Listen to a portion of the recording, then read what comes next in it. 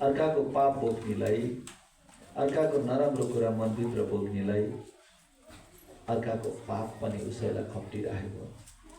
त्यसैले कसैको पाप लिनु छैन। छोडिदिनुहोस् कस कसले मेरो जीवनमा के गरे।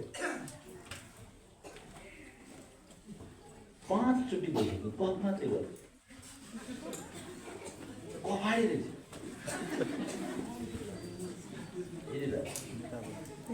बुझिरहनु भएको छ? ओके, अब के गर्ने? घरलाई कसरी राम्रो बनाउने, घरको दशा गरा कसरी काट्ने, सबभन्दा जरुरी छ घरको।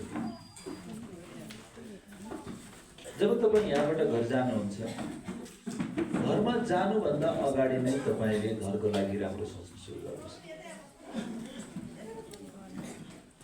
घरमा दशा गरा जाओस्, नराम्रो आत्माले घरमा प्रवेश नगरोस्, घरमा सुख शान्ति आओस्, घरमा सह बनिरहोस्, घरमा कसैको आँखा नलागोस् भन्नको लागि पहिलो कुरा आफ्नो मनलाई यति सफा बनाउनुहोस्। जबसम्म मन सफा हुँदैन नि घरभित्र नछिर्नुहोस्। तपाईँ नराम्रो सोचेर घरभित्र छिर्दै हुनुहुन्छ भने तपाईँलाई फोहोरलाई लिएर छिर्दै हुनुहुन्छ।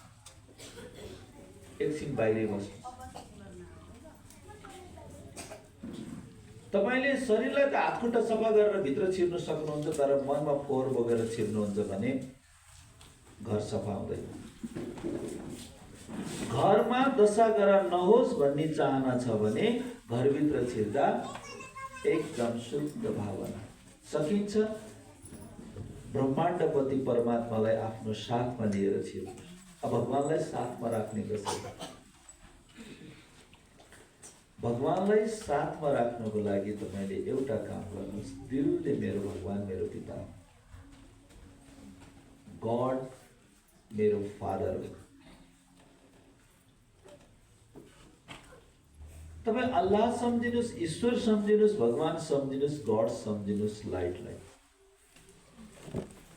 र तपाईँहरूलाई म यतिसम्म भनिदिन्छु, शमशान घाटमा जानु छ, रातको समय छ, औँसीको समय छ, भूत प्रेतको डर छ।